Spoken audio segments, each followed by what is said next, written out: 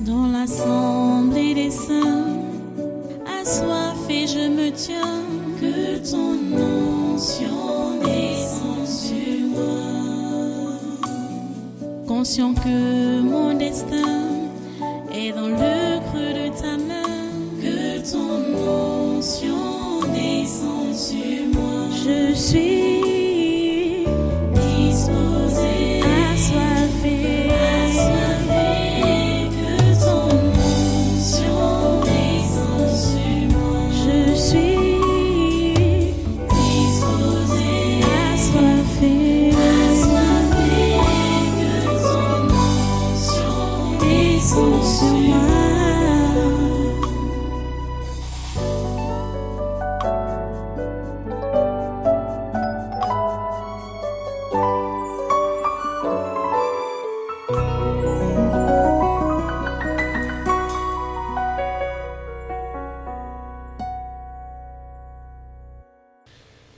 Alléluia.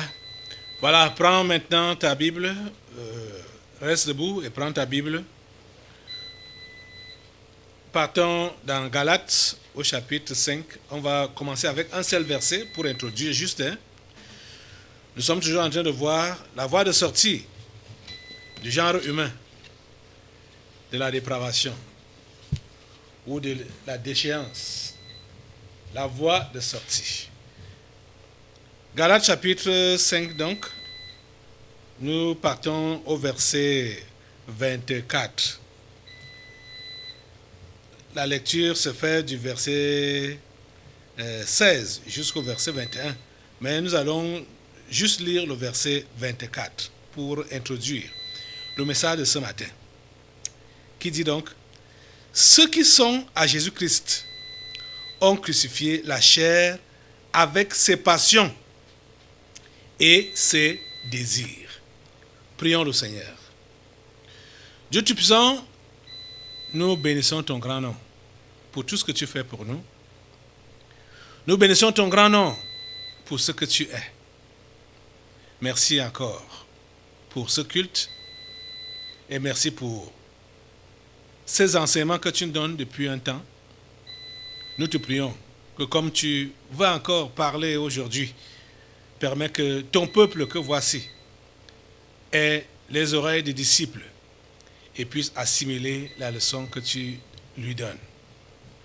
Père Saint, que ta volonté soit faite dans nos vies, parfaitement, selon ta programmation, avant même que nous n'existions, avant que tu nous sauves, avant qu'on devienne tes enfants, que ta volonté soit faite et que ta programmation se fasse. Pour aujourd'hui, Seigneur, s'il te plaît, accomplis ce que tu as programmé et que tout ce que l'ennemi a programmé échoue contre tes enfants en ce jour, que les programmations de l'ennemi échouent et que soient tes programmations qui prospèrent. Merci Père Saint de le faire. Au nom de Jésus-Christ de Nazareth, nous avons prié. Amen. Amen. Voilà, prenez place dans sa sainte présence et soyez tous les bienvenus à ce congrès du surnaturel de ce dimanche 23 avril 2023. La voie de sortie du genre humain, de la déchéance, c'est Jésus-Christ. La mort et la résurrection de Jésus. Et nous sommes en train de voir que le Seigneur, la création, attend la manifestation des fils de Dieu. La création entière attend avec un ardent désir la manifestation des fils de Dieu. Et on comprend que ces fils de Dieu ne peuvent se manifester que lorsqu'ils en ont fini avec la chair. Les fils de Dieu, ce sont les chrétiens. Et le texte qu'on a lu ici nous fait comprendre que ceux qui sont à Jésus-Christ, dont les chrétiens, ont crucifié la chair avec ses passions et ses désirs. En d'autres termes, ceux qui sont à Jésus-Christ ont mis à mort la chair et ses passions, avec ses passions et ses désirs. Ils ont mis à mort, ou ils ont mis hors d'état de nuire ceux qui sont à Jésus-Christ. Ce n'est pas tout le monde qui a crucifié la chair. Ce n'est pas tout le monde. Ce n'est pas tout le genre humain. Non. La Bible dit clairement, dans Jean, au chapitre 3, verset 16, que « Car Dieu a tant aimé le monde qu'il a donné son Fils unique, afin que quiconque croit en lui ne périsse point, mais qu'il ait la vie éternelle. » C'est quiconque. Le Fils unique a été donné à tout le genre humain. Mais ce sont ceux-là qui croient. Celui qui croit, c'est lui qui devient le Fils de Dieu. C'est lui qui devient enfant de Dieu. Vous voyez? Donc c'est un problème de foi, de croyance, un problème d'engagement personnel.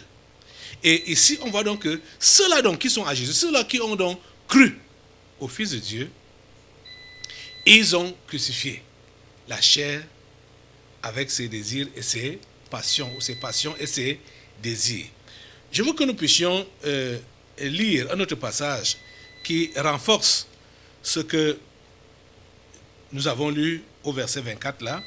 Allons dans Éphésiens. Éphésiens, c'est juste après Galates là. Tu ouvres les pages Éphésiens, tu vas au chapitre 2. Éphésiens chapitre 2. Commençons la lecture au verset 1er. Suivez bien. Ici, il est dit, vous étiez morts par vos offenses et par vos péchés, dans lesquels vous marchiez autrefois, selon le train de ce monde, selon le prince de la puissance de l'air, de l'esprit qui agit maintenant dans les fils de la rébellion.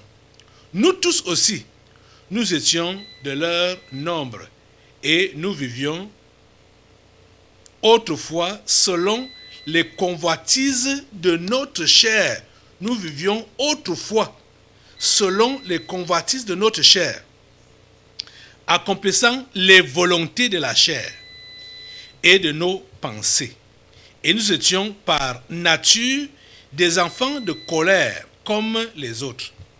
Mais Dieu, qui est riche en miséricorde, à cause du grand amour dont il nous a aimés, nous qui étions morts par nos offenses, nous a rendus à la vie avec Christ. C'est par grâce que vous êtes sauvés. Verset 6. Il nous a ressuscités ensemble et nous a fait asseoir ensemble dans les lieux célestes en Jésus-Christ, afin de montrer dans les siècles à venir l'infinie richesse de sa grâce par sa bonté envers nous en Jésus-Christ. Car c'est par la grâce que vous êtes sauvés, par le moyen de la foi. Et cela ne vient pas de vous, c'est le don de Dieu. Ce n'est point par les œuvres, afin que personne ne se glorifie, car nous sommes son ouvrage, ayant été créés en Jésus-Christ pour de bonnes œuvres que Dieu a préparées d'avance afin que nous les pratiquions. Vous comprenez donc? Ceux qui sont à Jésus-Christ ont fait quoi? Ont crucifié la chair avec ses passions et ses désirs. Et qu'est-ce que Dieu a donc fait de... Il nous a ressuscités ensemble. Il nous a fait asseoir ensemble dans les lieux célestes en Jésus-Christ. Ça s'est passé à la croix. Cela a eu lieu à la croix. Il y a de cela 2000 ans aujourd'hui. Que Christ a payé le prix pour toi et pour moi. Pour que nous puissions être dégagés de l'emprise du péché. Pour que nous puissions être dégagés de la manifestation de la chair. Pour que nous puissions être dégagés de l'amour du monde. Et pour que nous puissions voir, puisque l'aveuglement est également là. Jésus a dit clairement qu'il est venu pour un jugement. Pour que ceux qui voient deviennent aveugles et que les aveugles puissent voir. C'est pour cela que Jésus est venu. Donc, vous voyez que son œuvre à la croix a été parfaitement accomplie. Et aujourd'hui, nous qui croyons en lui, nous devons le démontrer. Nous devons le démontrer que nous avons été affranchis par Christ et nous sommes en lui, nous marchons en lui. Rappelez-vous que la chrétienté se révise à la seconde. Et nous devons toujours nous rassurer que nous sommes chrétiens. À chaque seconde, on doit se rassurer que on est chrétien. La création attend avec un ardent désir la révélation des fils de Dieu. La création attend avec un ardent désir la révélation des fils de Dieu. Nous sommes en ce temps-là. L'apôtre Paul, quand il écrivait ceci, disait que même depuis son époque, la création attendait et attend jusqu'à présent. Et même ceux-là qui sont déjà sauvés, ils aimeraient que le travail s'achève et que la trompette puisse sonner pour que nous puissions rejoindre notre patrie céleste. Ceux qui ont été réellement sauvés, qui sont réellement enfants de Dieu, n'aimeraient plus vivre dans ce monde. Quand tu connais l'expérience de la nouvelle naissance, tu n'aimerais plus vivre dans ce monde. Tu aimerais partir directement. C'est ça que Paul exprimait ici. On part dans Romains 8 là, quand il dit que verset 23 de Romains 8, la création attend la manifestation des fils de Dieu, attend son rachat, son salut. Il dit, et ce n'est pas elle seulement, mais nous aussi, qui avons les prémices de l'esprit, nous aussi, nous soupirons en nous-mêmes, en attendant l'adoption, la rédemption de notre corps. Les amis, quand vous êtes réellement sauvés, la vie sur cette terre ne vous dit plus rien. Les gens qui s'attachent aux choses de la terre et qui disent qu'ils sont chrétiens, ils ont simplement renoncé à leur foi. S'ils avaient cru un jour, ils ont simplement renoncé à leur foi. Et ceux qui ne s'attardent qu'aux choses de la terre, vous comprenez qu'ils sont simplement des mondains. Même s'ils vont à l'église, c'est juste des religieux. Parce que quand on a été racheté par Jésus-Christ, on est devenu enfant de Dieu, on n'a plus rien à faire avec les choses de ce monde. On n'a plus rien à faire avec le monde. On n'a plus rien à faire avec le monde. Mais on constate que beaucoup de ceux-là qui prétendent être chrétiens sont encore attachés au monde. Et quand on est attaché au monde, on ne peut ne pas être attaché à la chair. On ne peut ne pas satisfaire les désirs de la chair. Parce que la chair fait partie de la des convoitises de ce monde. Comme on a vu jeudi, ce passage de 1 Jean chapitre 2, 1 Jean chapitre 2, qui dit donc, allons là-bas, 1 Jean chapitre 2, verset 1 Jean chapitre 2, verset 15, qui dit donc, n'aimez point le monde, ni les choses qui sont dans le monde. Si quelqu'un aime le monde, l'amour du Père n'est point en lui. Car tout ce qui est dans le monde le monde ne contient que la convoitise de la chair, la convoitise des yeux et l'orgueil de la vie. Voilà tout ce qui est dans le monde. La convoitise de la chair, la convoitise des yeux et l'orgueil de la vie. Voilà le monde. Voilà sa composition. La convoitise de la chair, ce qui satisfait à la chair, les plaisirs charnels, la convoitise des yeux, donc les envies et l'orgueil de la vie. Donc, vous savez ce qu'on appelle orgueil de la vie. L'arrivisme. Je suis arrivé, je ne suis pas n'importe qui. Hein? Voilà le monde. Voilà le monde. Et la Bible dit que, il continue à dire, et le monde passe et sa convoitise aussi. Le monde passe et sa convoitise aussi. Mais c'est celui-là qui demeure en Christ, là, qui n'aime. Hein? Le monde passe et sa convoitise aussi, mais celui qui fait la volonté de Dieu demeure éternellement. La volonté de Dieu qui nous est demandée ici, c'est que nous puissions demeurer dans l'état que Jésus-Christ nous a donné par sa mort à la croix. Demeurer dans quel état donc? Demeurer en maintenant la terre, la chair dans la mort. Vous comprenez? Quand je dis demeurer dans l'état, parce que ce n'est pas maintenant qu'on va tuer la chair, ce n'est pas maintenant qu'on va la tuer. Elle a été tuée il y a de cela 2000 ans. Quand Jésus-Christ mourait à la croix, nous étions avec lui. Jésus ne mourait pas pour lui-même. Jésus mourait pour nous les pécheurs. Donc nous étions impliqués, nous étions en lui quand on le crucifiait. C'était pour nous qu'il faisait ça. Donc nous devons nous maintenir dans cette chair, dans la mort. En quoi faisant?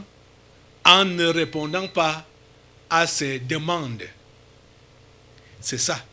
Et c'est comme ça qu'on la maintient donc dans la mort, en ne répondant pas à ses demandes.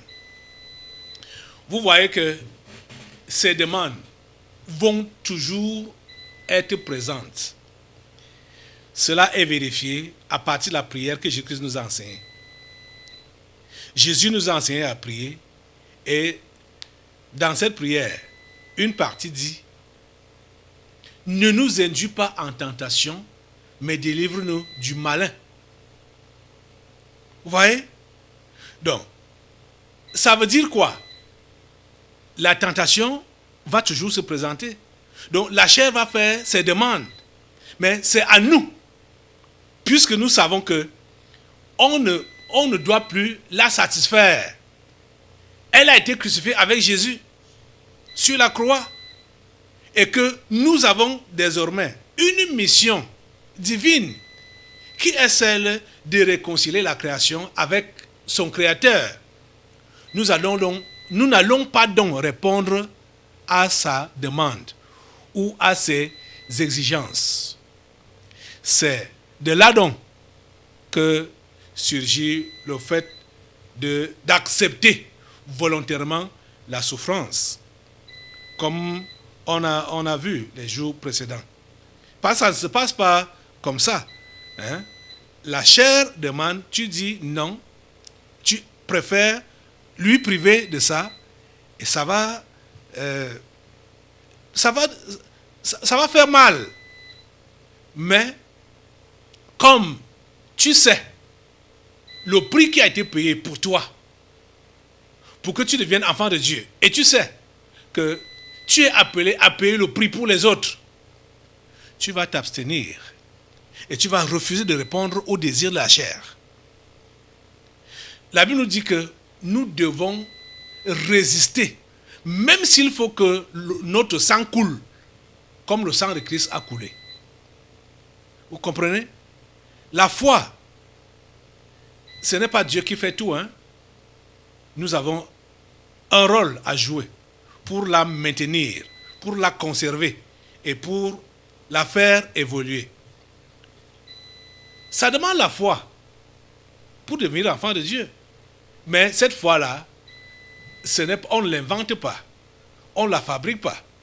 C'est quand on entend la parole de Dieu et on accepte d'obéir à ce qu'elle dit que nous agissons par la foi et que nous maintenons la foi. Quand nous nous engageons à continuer à marcher comme la parole de Dieu nous l'enseigne. Et on consent des sacrifices. On consent des sacrifices. Allons un peu dans Hébreu. Hébreu chapitre 11 nous parle des héros de la foi. Et après le chapitre 11 là, il y a une exhortation qui est donc donnée au chapitre 12. Quand vous ouvrez déjà dans Hébreu, on parle au chapitre 12 donc. Je suis en train d'introduire le passage qu'on va lire parce que après avoir donc énuméré les différents héros de la foi, c'est Dieu qui est le premier héros de la foi. Et on a énuméré plusieurs qui ont agi par la foi ou qui ont marché par la foi. Bon, je vais peut-être prendre quelques exemples. Il faut que pour mieux comprendre comment on va entrer dans Hébreu 12 là. Le verset Hébreu 11, verset 35 dit: des femmes recouvrèrent leur mort par la résurrection à cause de la foi des prophètes de ce temps-là. Ici là, c'est le rappel de ce qui s'est passé avec les prophètes de l'Ancien Testament. D'autres furent livrés au tourment à cause de leur foi. On se rappelle de Daniel, de Shadrach, Meshach, Abednego. À cause de leur foi, ils furent livrés au tourment. D'autres furent livrés au tourment et n'acceptèrent point de délivrance afin d'obtenir une meilleure résurrection. D'autres subirent des moqueries et le fouet, les chaînes et la prison. Ils furent lapidés à cause de leur foi. Ils furent lapidés, sciés, torturés. Ils moururent tués par l'épée. Ils allèrent ça et là, vêtus de peau de brebis et de peau de chèvre, dénués de tout, persécutés, maltraités. Eux dont le monde n'était pas digne, errant dans les déserts et des montagnes, dans les cavernes et les antres de la terre.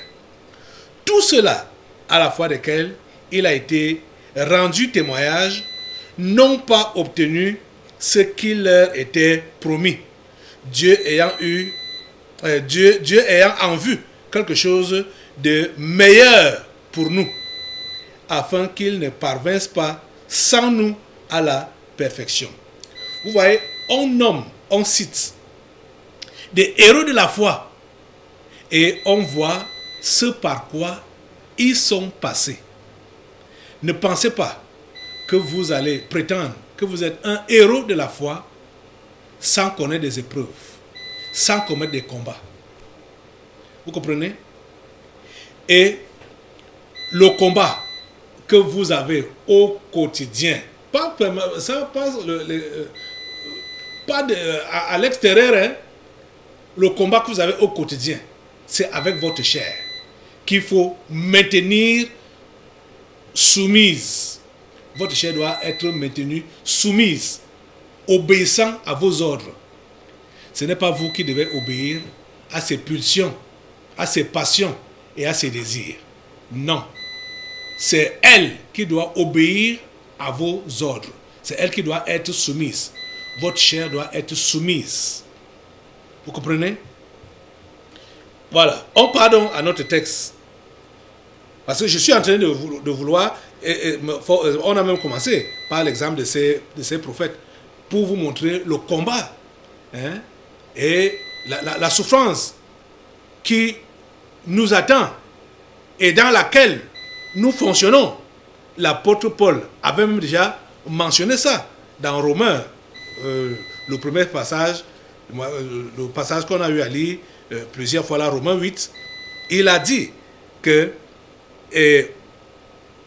il a dit: or, si nous sommes enfants, nous sommes aussi héritiers, héritiers de Dieu et co-héritiers de Christ. Si toutefois, nous souffrons avec lui, afin d'être glorifiés avec lui. Si toutefois, nous souffrons avec lui, afin d'être glorifiés avec lui. Nous avons vu là l'exemple des prophètes.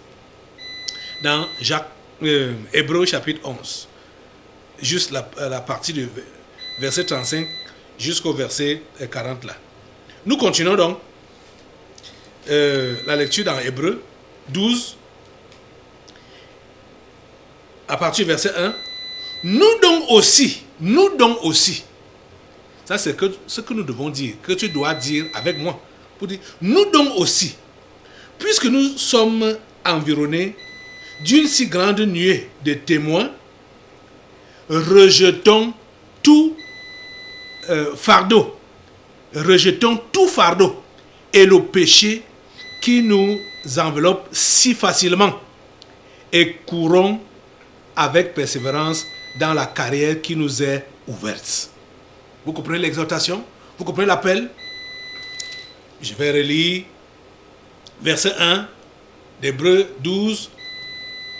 Nous donc aussi, puisque nous sommes environnés d'une si grande nuée de témoins, rejetons tout fardeau et le péché qui nous enveloppe si facilement et courons avec persévérance dans la carrière qui nous est ouverte, ayant les regards sur Jésus, le chef et le consommateur de la foi, qui, en vue de la joie qui lui était réservée, a souffert la croix, méprisé l'ignominie et s'est assis à la droite du trône de Dieu.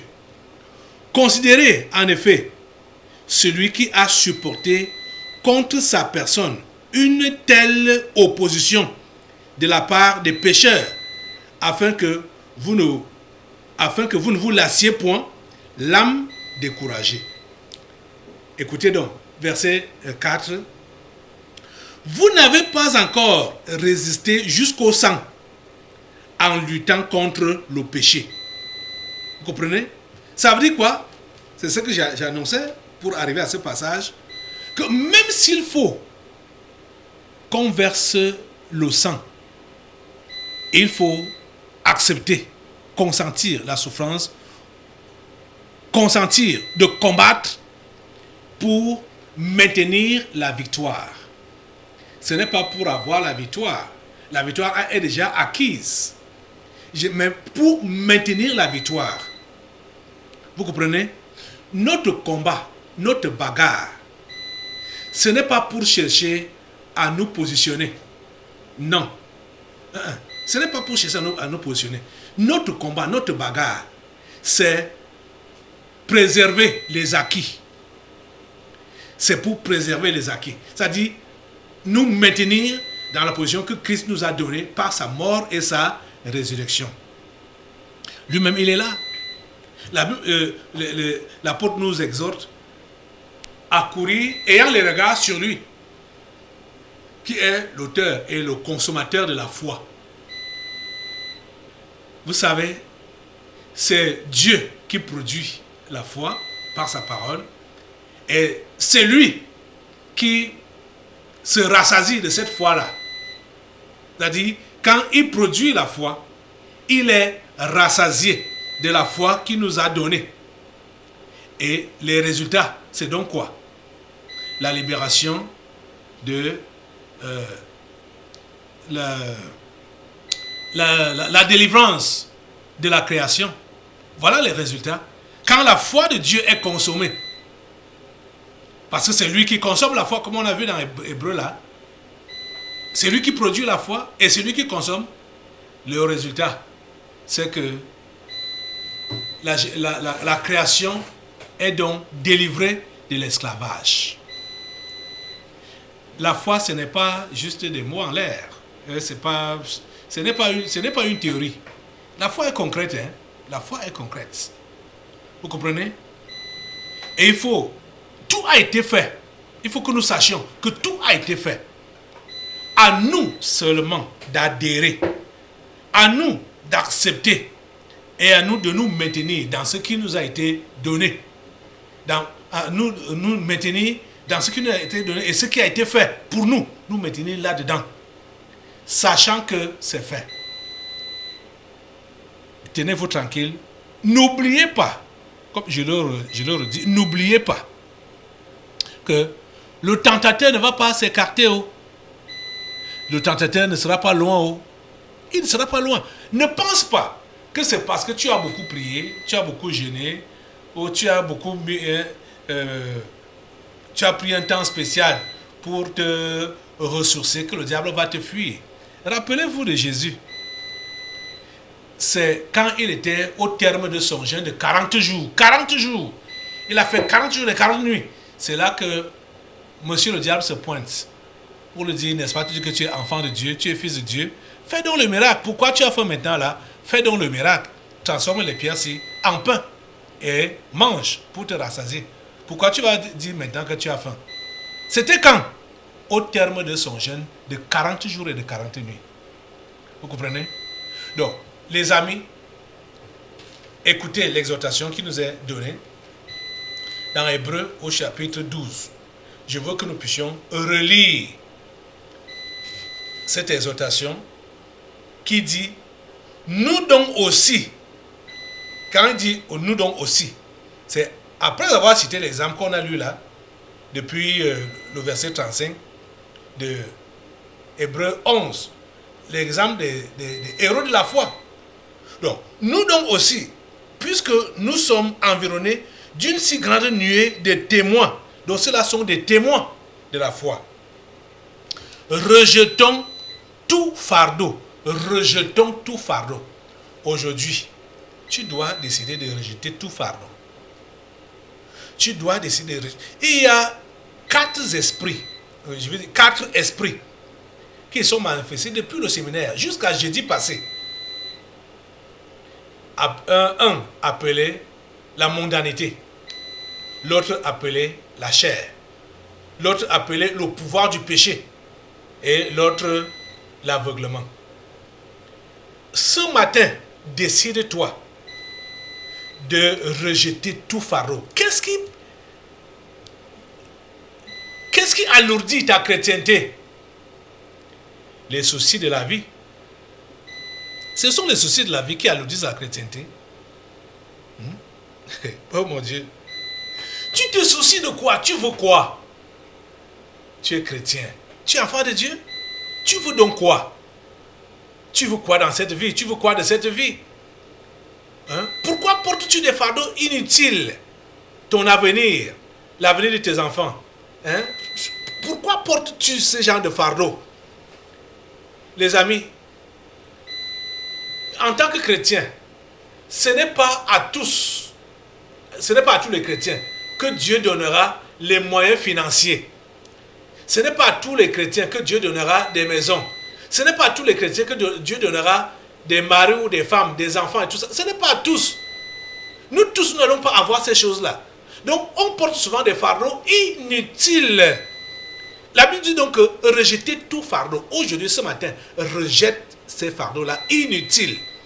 Ce qui te fait traîner le pas là, pour ne pas courir dans ta carrière de chrétien et te permettre de pouvoir accomplir ton travail, ton job, qui est donc de délivrer la servitude. Je veux dire, la création qui est dans la servitude, qui est dans l'esclavage.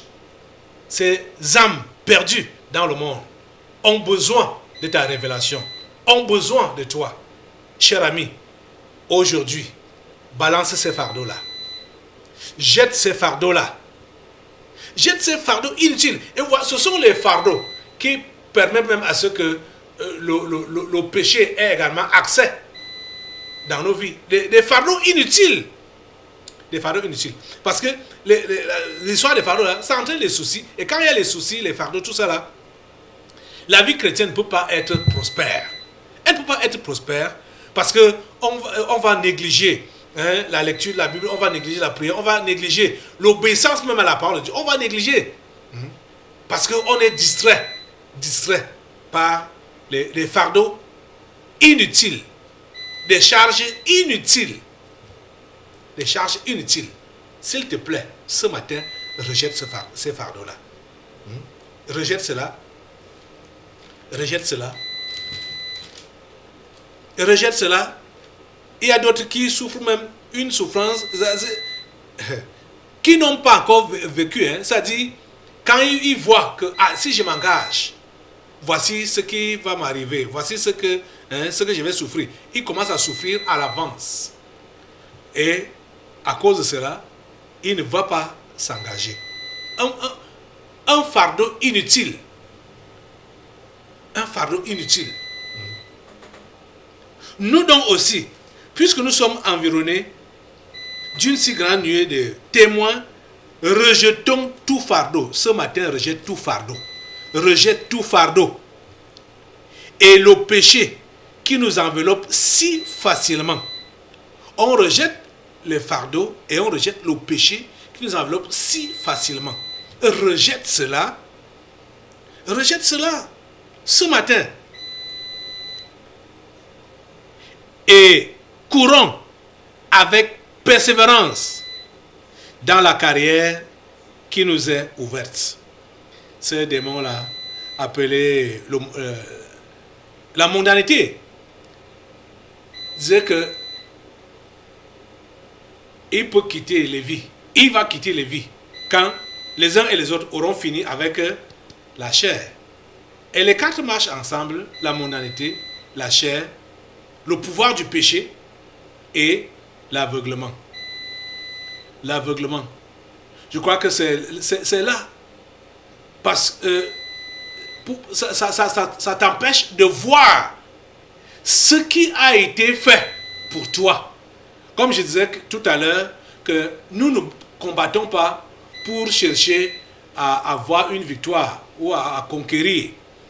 Jésus a déjà conquis pour nous. Jésus a déjà vaincu pour nous. Le combat est juste pour maintenir les acquis. Et plusieurs sont aveugles. Pensent que le combat, c'est eux qui doivent combattre, ils doivent batailler pour arriver à la victoire. Ce n'est pas toi qui batailles pour arriver à la victoire. Non, ce n'est pas ça. Ton combat, c'est pour préserver les acquis, te maintenir dans la victoire. Quand vous allez entendre comment l'apôtre Paul demande même de revêtir les armes du chrétien dans Ephésiens au chapitre 6 là, c'est pour tenir ferme. Il dit tenez donc ferme après avoir tout surmonté. Ce n'est pas nous qui avons tout surmonté. C'est Jésus qui a tout surmonté. Et nous devons juste tenir donc ferme. Ferme. Vous comprenez?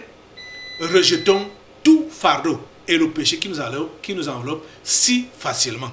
Et courons vers la carrière qui nous est ouverte. Courons vers le but. Tenons ferme. Maintenons notre victoire. En Jésus.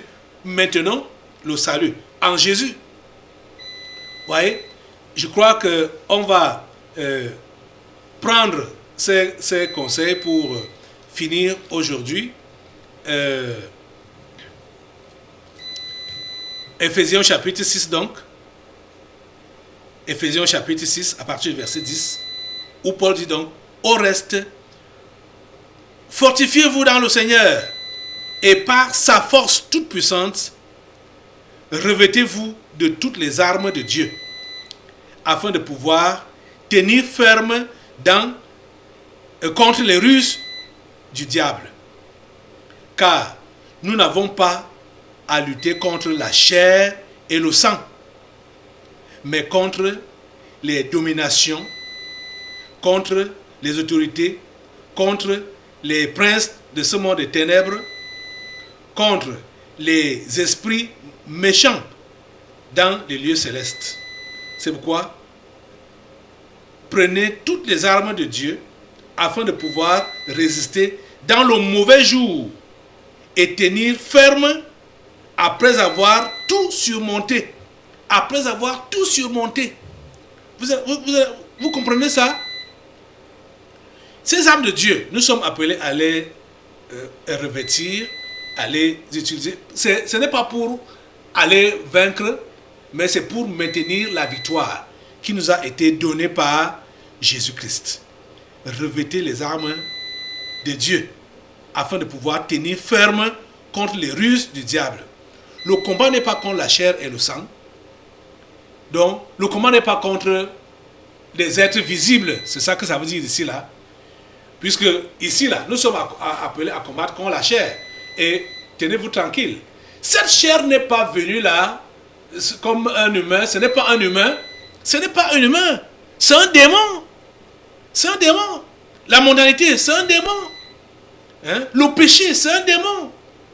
L'aveuglement, c'est un démon. Ce sont les démons contre lesquels nous combattons.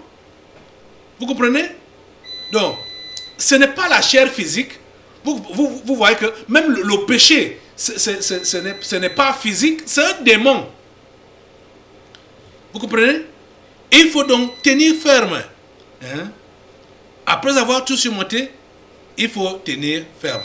Hein? C'est pourquoi prenez toutes les armes de Dieu afin de pouvoir résister dans le mauvais jour et tenir ferme après avoir tout surmonté. Quelles sont donc ces armes?